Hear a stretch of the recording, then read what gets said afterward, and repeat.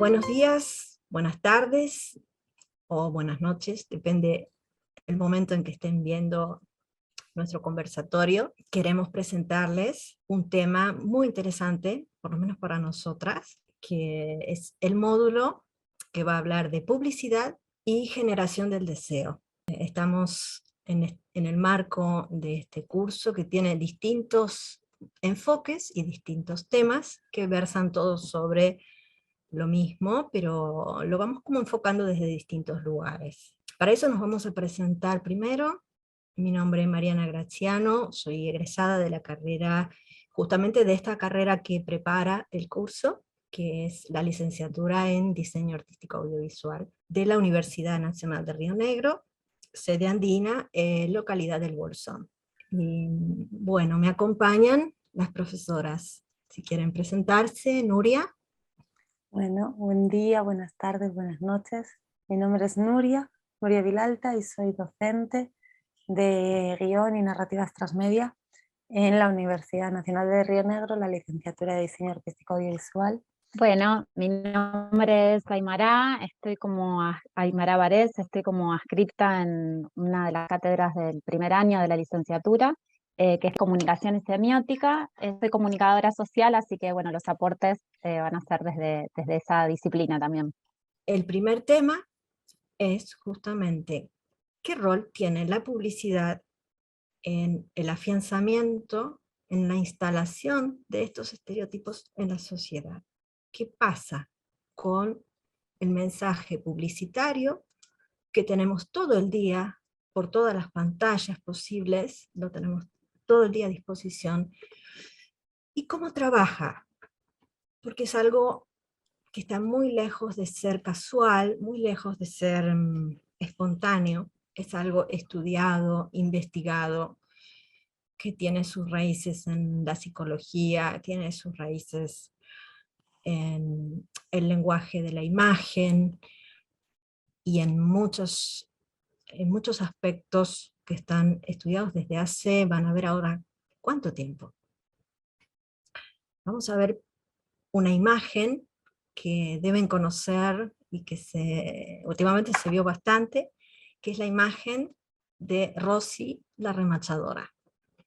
Esta imagen que proviene de los Estados Unidos, estamos hablando del año 1941, en el marco de la Segunda Guerra Mundial. Y fue un cartel de propaganda bélica, básicamente. Rosy la remachadora, que muestra, mientras se arremanga, muestra su músculo, ¿no? Y dice, nosotros podemos hacerlo. En verdad es el producto, este cartel, de una inspiración de Howard Miller, que fue el autor. Se inspiró en fotografías, sobre todo de una mujer trabajando en una fábrica que hacía partes de aviones. Esta imagen, ¿qué sucede? Se necesitaba fuerza de trabajo femenina en las fábricas de aviones en ese momento en Estados Unidos. ¿Por qué? Porque básicamente los hombres, excepto que fueran ancianos o fueran niños, habían ido al frente, estaban en la guerra, estaban peleando. Las mujeres eran necesarias como fuerza de trabajo en las fábricas.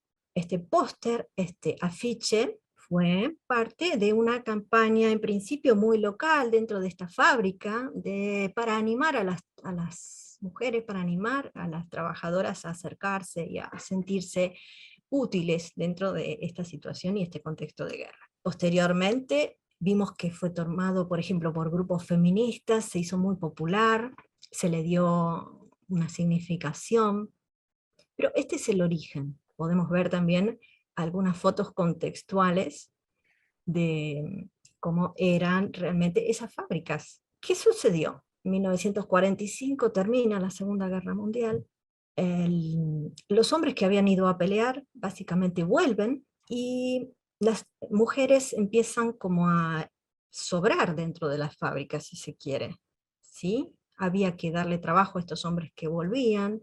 Se empezó a instalar otra idea. La idea era básicamente que las mujeres estaban muy bien en la casa, su lugar era atendiendo la familia, dedicándose enteramente todo su día al matrimonio, a la familia, a la casa, al cuidado de la casa.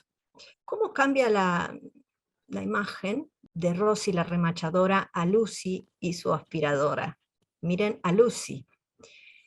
Ahora vemos Lucy como estereotipo de mujer estadounidense después de la Segunda Guerra Mundial. Se producen muchísimos artefactos, entre ellos las aspiradoras, que son algo muy novedoso, y empiezan a aparecer los electrodomésticos que facilitan la vida y el trabajo de las mujeres en casa. Y básicamente la imagen de Lucy con la aspiradora, no sé si ustedes ven, Nuria, Aymara, cómo está vestida esta mujer que pasa la aspiradora, o cómo está vestida esta otra mujer que pasa la aspiradora. Elegantísimas. Elegantísima. Hay algo que no me cierra.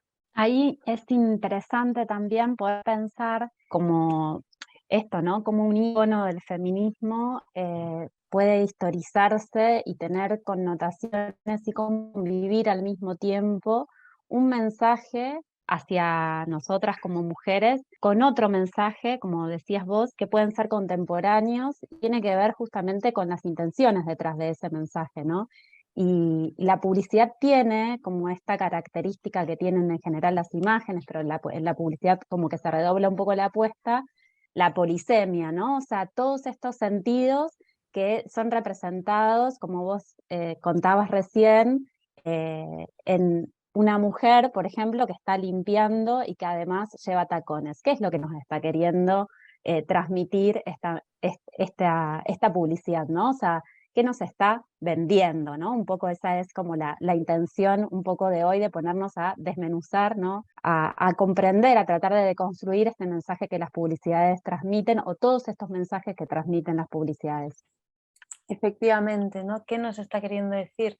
Nadie genera imágenes sin una voluntad de enviar un mensaje, incluso nosotros cuando las creamos, ¿no? Tenemos que tener claro que hay una intencionalidad detrás, así sea vendernos una aspiradora, convencernos para ir a trabajar a un lugar al que hasta entonces no habíamos tenido acceso y al que después queda evidente con el paso histórico y con el análisis histórico realizado, somos sobrantes y tenemos que recogernos al hogar, o incluso a veces simplemente lo que se quiere hoy en día, tanto en las redes sociales, es tener un poco del tiempo de la otra persona, ¿no? A través de esa generación de imágenes que creamos. Entonces, siempre es importante cuando vemos una imagen pensar quién la ha creado y qué está pretendiendo conseguir de nosotros con esa imagen de nosotras, ¿no? Y en este caso, en la comparación es muy evidente cómo automáticamente dejamos de ser sujetos, porque la primera tiene una finalidad muy grande, necesitamos la mano de obra, no hay hombres en el país, necesitamos la mano de obra, ¿y cómo os vamos a convencer?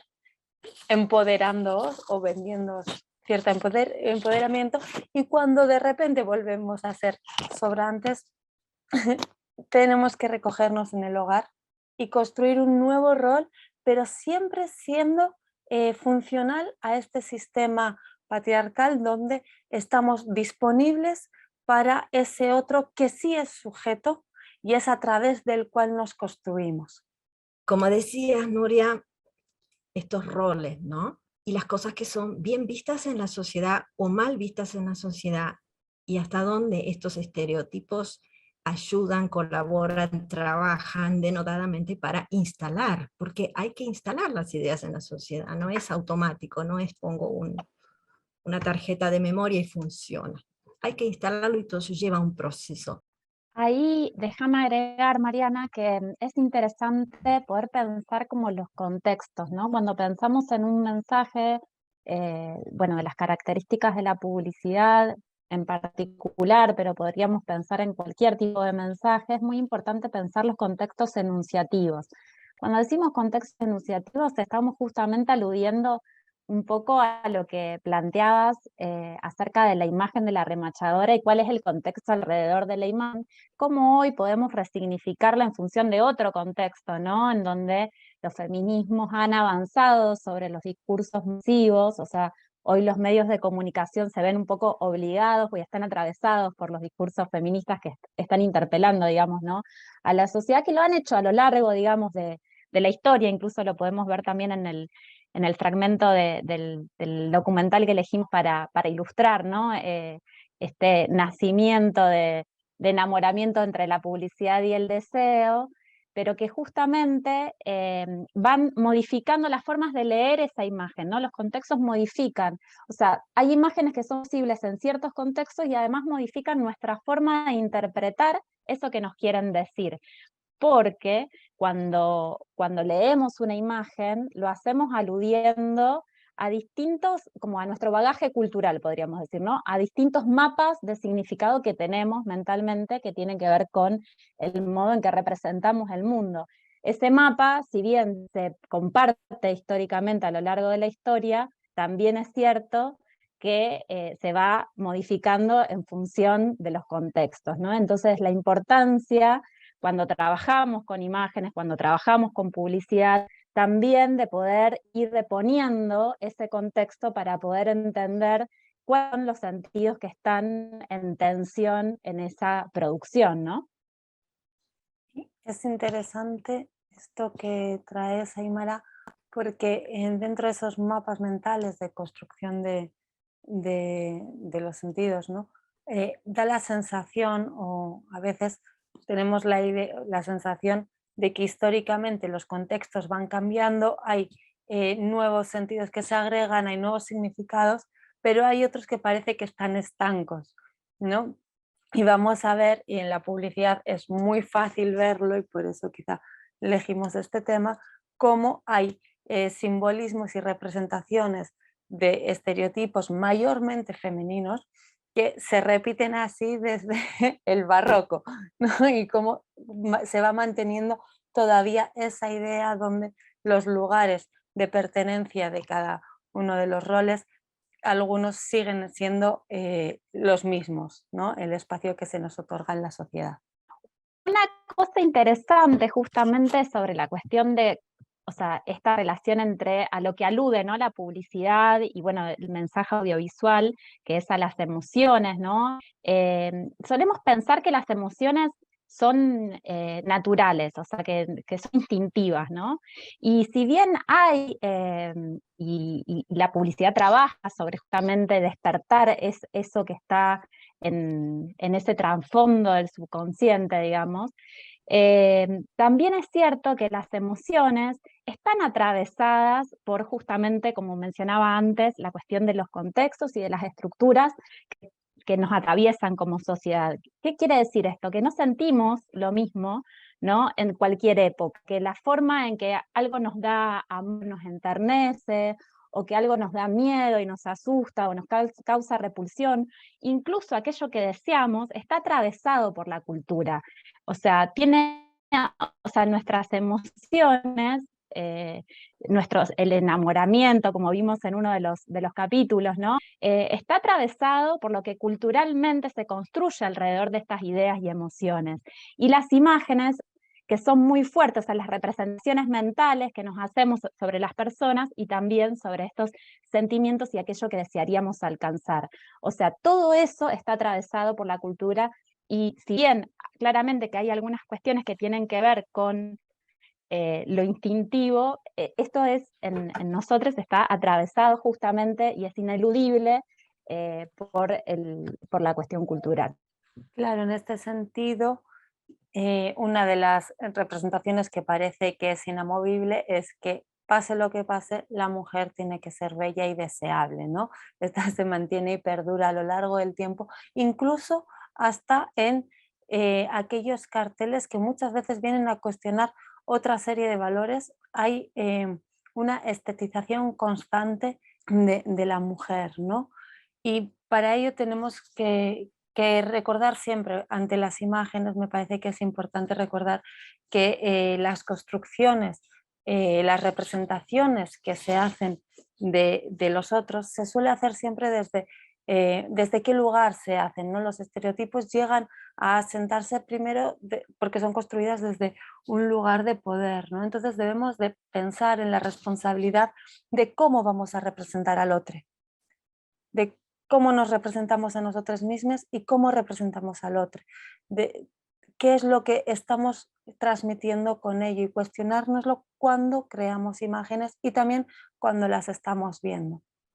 Así es. Y siguen, eh, pasa un poquito como un barniz, yo digo a veces, ¿no? Se le da un barniz de decir, bueno, pero esta campaña va contracorriente porque mirá, justamente muestra que hay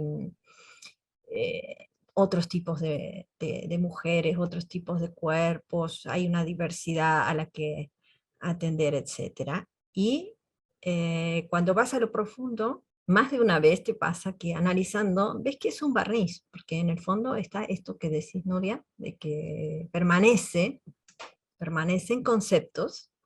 Y entonces, como espectadores, como habitantes, porque la publicidad además es algo que te la encontrás, que te irrumpe, que por lo general no la estás buscando y te irrumpe, entonces no estás siendo un espectador, sino que haces tu vida tranquilamente y como quien respira absorbe imágenes o construcciones audiovisuales. ¿Qué podríamos pensar? ¿Nos está engañando la publicidad? ¿Nos está manipulando la publicidad? ¿Qué es la publicidad? Hace un ratito les prometí un poquito los conceptos de diferencia entre publicidad y propaganda, que por ahí es muy básico, pero no está de más. Porque publicidad y propaganda tienen en común, tienen cosas en común y tienen cosas que las diferencian. Una y otra buscan promover, buscan presentar algo y buscan persuadir, convencerte de puntos suspensivos, tal cosa. La diferencia estaría en el qué. La publicidad tiene fines puramente comerciales. Va a productos o va a servicios. ¿Sí? Ese qué que la publicidad presenta, promueve y quiere convencerme de que yo consuma, se reduce a lo comercial. ¿Es un producto o es un servicio? Y me va a tratar de convencer, de moverme y que yo cambie quizás mis hábitos para que consuma eso. La propaganda no tiene fines comerciales, la propaganda tiene fines de enviar un mensaje que puede ser ideológico, político, educativo, de concientizar, una campaña, una propaganda que concientiza sobre determinada idea que alguien quiere que se instale en la sociedad. Y de esta forma es como ayudan los estereotipos, porque el estereotipo no deja de ser un resumen, algo muy conciso de algo que es mucho más amplio. ¿Sí? ¿Por qué el estereotipo es tan efectivo? Porque es resumido, porque es corto, porque es conciso, porque es breve, porque es fácil de memorizar. Es una de sus características, por eso perdura. El estereotipo es muy potente. Les decía, al principio les había prometido, íbamos a ¿por qué la palabra, perdón, es estereotipo. Estereo significa sólido. Tipo viene de la tipografía, de las imprentas. ¿Sí? El estereotipo es una palabra que se empezó a usar, y les podemos mostrar incluso la imagen, que son nada más que las planchas que se usan para imprimir, que es algo que cuando uno lo pasa en la imprenta una y otra vez, repite lo mismo, imprime lo mismo. La palabra estereotipo resume, hasta desde su etimología, resume todo esto. Bueno, hay algo interesante para pensar acerca del estereotipo, como vos decías, Mariana, el estereotipo condensa, ¿no? Condensa un sentido y lo fija en el tiempo, y justamente a partir de la reiteración, la repetición, lo vemos como en todos lados, es que se va fijando también en nuestra forma de pensar y en nuestra forma de ver el mundo. Eso es como lo potente también del estereotipo, ¿no? Y agregando a esto, un concepto que viene muy vinculado al estereotipo, dice Aymara, la reiteración.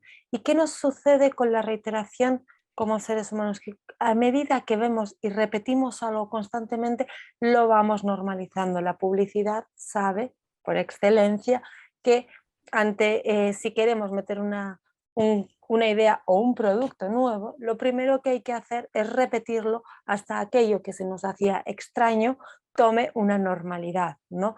Entonces vamos normalizando imágenes, ideas o productos que antes no normalizábamos. Por esto va a ser muy importante desmenuzar los estereotipos que representamos constantemente para poder desnormalizar los niveles de violencia a los que nos hemos ido acostumbrando.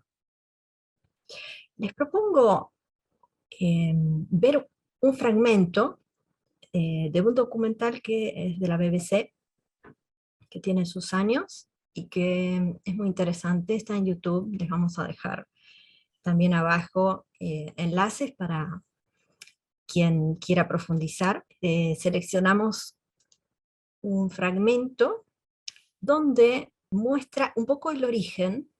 Estamos otra vez en Estados Unidos, después de la Primera Guerra Mundial, y estaba viviendo en Estados Unidos el sobrino de Sigmund Freud, se llamaba Edward Bernays, y este señor vivía en los Estados Unidos, venía observando y trabajando, entre otras cosas, bueno, con personajes políticos. ¿Qué conclusión saca él de observar cómo funciona la imagen del presidente de ese momento de los Estados Unidos y cómo el presidente de los Estados Unidos es un verdadero héroe para la sociedad estadounidense del momento, al fin de la guerra? Él saca básicamente una conclusión muy práctica y a partir de distintas cosas que se habían hecho públicas, de cómo se habían dado los mensajes. Él dice, ¿qué pasa si esto que se utilizó para la guerra se podrá utilizar en tiempos de paz para ganar dinero? Esa es básicamente su pregunta. Los dejamos con el video y luego vienen nuestros comentarios. Bernays returned to New York and set up as a public relations counsel in a small office off Broadway. It was the first time the term had ever been used. Since the end of the 19th century, America had become a mass industrial society, with millions clustered together in the cities. Bernays was determined to find a way to manage and alter the way these new crowds thought and felt. To do this, he turned to the writings of his uncle Sigmund. While in Paris, Bernays had sent his uncle a gift of some Havana cigars. In return, Freud had sent him a copy of his general introduction to psychoanalysis. Bernays read it, and the picture of hidden irrational forces inside human beings fascinated him. He wondered whether he might make money by manipulating the unconscious. What Eddie got from Freud was indeed this idea that there is a lot more going on in human decision-making, not only among individuals, but even more importantly among groups, than this idea that information drives behavior. And so Eddie began to formulate this idea that you had to look at things that would play to people's irrational emotions. And you see, that moved Eddie immediately into a different category from other people in his field and most government officials and managers of the day who thought if you just hit people with all this factual information, they would look at that and say, oh, of course. And Eddie knew that was not the way the world worked. Bernays set out to experiment with the minds of the popular classes. His most dramatic experiment was to persuade women to smoke. At that time, there was a taboo against women smoking, and one of his early clients, George Hill, the president of the American Tobacco Corporation, asked Bernays to find a way of breaking it. He said, we're losing half of our market because men have invoked a taboo against women smoking in public. Can you do anything about that? I said, let me think about it. And then I said, have I your permission to see a psychoanalyst to find out what cigarettes mean to women? He said, what'll it cost? So I called up Dr. Brill, A.A. Brill, who was a leading psychoanalyst in New York at that time. How come you didn't call your uncle? Why didn't you call your uncle? Because he was in Vienna. A. Brill was one of the first psychoanalysts in America, and for a large fee he told Bernays that cigarettes were a symbol of the penis and of male sexual power. He told Bernays that if he could find a way to connect cigarettes with the idea of challenging male power, then women would smoke, because then they would have their own penises. Every year, New York held an Easter Day parade to which thousands came, and Bernays decided to stage an event there. He persuaded a group of rich debutantes to hide cigarettes under their clothes. Then they should join the parade, and at a given signal from him, they were to light up the cigarettes dramatically. Bernays then informed the press that he had heard that a group of suffragettes were preparing to protest by lighting up what they called torches of freedom. He knew this would be an outcry, and he knew that all of the photographers would be there to capture this moment. And so he was ready with a phrase which was torches of freedom. And so here you have a symbol, women, young women, debutantes, smoking a cigarette in public with a phrase that means anybody who believes in this kind of equality pretty much has to support them in the ensuing debate about this, because torches of freedom. I mean, what's on all American coins? It's liberty. She's holding up the torch, you see? And so all of this is there together. There's emotion, there's memory, there's a rational phrase, even though it's using a lot of emotional elements. It's a phrase that works in a rational sense. All of this is together. And so the next day, this was not just in all of the New York papers, it was across the United States and around the world. And from that point forward, the sale of cigarettes to women began to rise. He had made them socially acceptable with a single symbolic act. What Bernays had created was the idea that if a woman smoked, it made her more powerful and independent, an idea that still persists today. Embrace me, my sweet embrace. It made him realize that it was possible to persuade people to behave irrationally if you link products to their emotional desires and feelings. The idea that smoking actually made women freer was completely irrational, but it made them feel more independent. It meant that irrelevant objects could become powerful emotional symbols of how you wanted to be seen by others. Eddie Bernays saw the way to sell product was not to sell it to your intellect, that you ought to buy an automobile, but that you will feel better about it if you have this automobile. I think he originated that idea, that they weren't just purchasing something, but they were engaging themselves emotionally or personally in the product or service. There's not, you think you need a new piece of clothing, but you'll feel better with the piece of clothing. That was his contribution in a very real sense. We see it all over the place today, but I think he originated the idea of the emotional connect to a product or service. Terminamos de ver este fragmento de video, muy bien explicado a mi gusto, cómo se trabajó para instalar una idea que incluso hoy nos parece hoy que tenemos la verdadera conciencia de lo que significa fumar y los daños para la salud, todavía nos parece más fuerte, me parece, cómo se instaló la idea, la mujer tiene que fumar en público, tiene que dejar de ser un tabú porque necesitamos ganar plata, estamos perdiendo la mitad del mercado. Fácil, así. Y se instaló y ya está.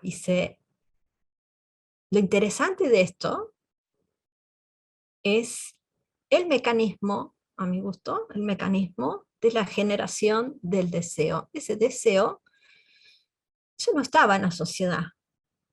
Hubo una intervención perfectamente planificada, estudiada, basada con bases científicas, porque estamos hablando de una base en la psicología, que era incipiente, la psicología, y estamos hablando de un resultado y una generación de deseo que impactó en la sociedad y perdura. Alguien que nos habla mucho de esto y que agregamos en la bibliografía es John Berger. Elegimos de su libro Modos de Ver algunos pasajes, algo de lo que él piensa.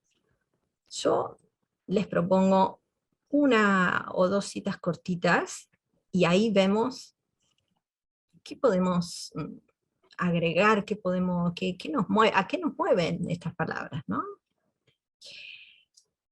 Él dice, nos propone a cada uno de nosotros que nos transformemos o transformemos nuestras vidas, comprando alguna cosa más.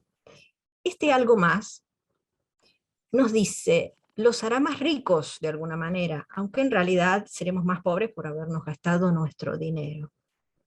La publicidad nos convence para que realicemos tal transformación, mostrándonos como personas aparentemente transformadas, y como consecuencia de ello envidiables. La fascinación radica en ese ser envidiado y la publicidad es el proceso de fabricar fascinación. Hasta ahí la primera cita. Yo digo, y les pregunto a ustedes, porque ¿qué les produce esto de envidiables? La fascinación radica en ese ser envidiado. Ahí me parece que es re interesante en función de qué, ¿no? ¿Qué es lo que nos hace envidiables? O, o eso, o hacia dónde o sea, queremos ser, qué queremos mostrar, cuál es esa máscara social que nos interesa aportar, digamos, ¿no? Y acá esto retoma un poquito con lo que habíamos planteado anteriormente. Eso que deseamos también es eso que nos hicieron que deseemos, ¿no? Y acá aparece un poco el deseo en función justamente de, por un lado, desear que otros nos miren, digamos, ¿no? Y también que deseen ser como nosotros, ¿no? Que me parece que también las redes sociales reactualizan un poco justamente la apuesta de la publicidad, porque justamente las redes sociales lo que permiten es mostrarnos a otros de la forma en que quisiéramos ser recordados, ¿no? O sea, que quisieran que los otros nos identifiquen, ¿no? Eso que queremos mostrar. Me parece interesante como recuperar esta idea de las redes sociales y cómo nos mostramos en las redes sociales, ¿no? Y esta versión de cómo queremos ser recordadas. Y mi pregunta es, ¿nos mostramos como queremos ser recordadas o como pensamos que seríamos deseables ser recordadas o recordadas? Somos dueños de nuestro deseo. Me sale espontáneamente poner esta viñeta que resulta muy elocuente. Ahí lo interesante también es pensar cómo la publicidad justamente ofrece un objeto que nos permite alcanzar eso que quisiéramos ser, ¿no? O sea, como yo accediendo a ese objeto que la publicidad me está vendiendo, me acercaría justamente a la imagen deseada que pretendo ser, ¿no? Que es un poco lo que propone también Berger de pensar acerca de que lo que deseamos es que les otros nos envidien, ¿no? Entonces, bueno, ¿cómo adquiero algo que me hace portadora de eso que otros también desean, ¿no? Y es interesante porque también es justamente uno de los recursos que Barthes, que es otro pensador, ¿no? Importante que también les sugerimos que lean para poder trabajar publicidad y deseo, menciona en relación a una de las herramientas más fuertes que tiene la publicidad, que es justamente trabajar a partir de mostrar una parte de un objeto o el objeto y que nos lleva o nos dirige hacia justamente eso que queremos ser o que deseamos, ¿no? O sea, yo veo, no sé, un auto y una mujer juntas y entonces pienso que accediendo a ese auto voy a poder acceder a esa mujer de ese nivel, ¿no? O sea, no es algo que creamos realmente, que es un poco lo que proponíamos antes, pero sí es algo que trabaja sobre justamente lo que queremos alcanzar, ¿no? De este deseo de lo inalcanzable de alguna forma. Y entonces me pregunto, viendo la mayoría o muchísimas de las publicidades que se cruzan en nuestro camino diariamente, me pregunto como sociedad, ¿qué estamos deseando? Porque son constantes, ni qué hablar cuando hablamos de publicidad de moda, son constantes las Sí, imágenes mismo. violentas, misóginas, degradantes. ¿Qué le pasa a esta sociedad, a este código común cultural que tenemos entre nosotras que nos permite tolerar el nivel de violencia y agresividad que, que muestran muchas de las imágenes? ¿Qué nos sucede como sociedad? Em, Pueden ver en la bibliografía inmersiva un link a un video muy explícito de Yolanda Domínguez, que hace una prueba con niñas que todavía no han entrado en la edad de aceptar este código común, ¿no? Y entonces todavía son capaces de sorprenderse ante este tipo de imágenes. Vale muchísimo la pena verlo, eh, pero quizá deberíamos cuestionarnos nosotros ante ciertas imágenes que vemos cotidianamente. En esta campaña de la marca Miu Miu, que fue censurada en Reino Unido, y a mí me gusta mucho el planteamiento que hace Yolanda Domínguez, ¿no? Que dice que si ante esta imagen no vemos nada escandaloso y pasamos página, significa que somos presa del efecto anestesiante que han producido en nosotros los millones de imágenes con mujeres jóvenes sexualizadas que hemos visto antes. Cuando paramos a mirar detenidamente esta imagen y podemos encontrar la mirada de la puerta entreabierta, de una irrupción en un espacio de intimidad, de un colchón en el piso, una habitación aparentemente mugrienta, no tardamos y una mujer, si bien la modelo era mayor de edad, es claramente una mujer con rasgos muy infantiles y apela directamente a el tráfico a la trata de personas, a la sexualización de, de los menores de edad y a la venta de los cuerpos. El nivel de violencia al cual estamos expuestos por normalización, ¿no? Y la repetición de ciertas imágenes nos hace muchas veces pasar de largo. Es importante que ante las imágenes podamos hacer una lectura y un análisis constante. ¿Qué herramientas tenemos para ello? ¿Qué hacemos cuando vemos, ¿no? Es cierto que tenemos una infoxicación de imágenes, de información que nos abruma constantemente, pero ¿cómo nos defendemos de las imágenes? Tenemos la personalidad de cada quien que por motivos naturales, genéticos y de construcción social se da de una manera u otra, pero que es esa habilidad con la cual enfrentamos o reaccionamos la realidad, ¿no? Y cómo nos relacionamos con el otro y que nos hará pues hacer preguntas, querer ser deseables, cuestionar, volvernos más sumisos, ¿no? Cada quien con su personalidad. Es muy importante también tener en cuenta la edad con la que nos enfrentamos a ciertas imágenes, a ciertos contenidos.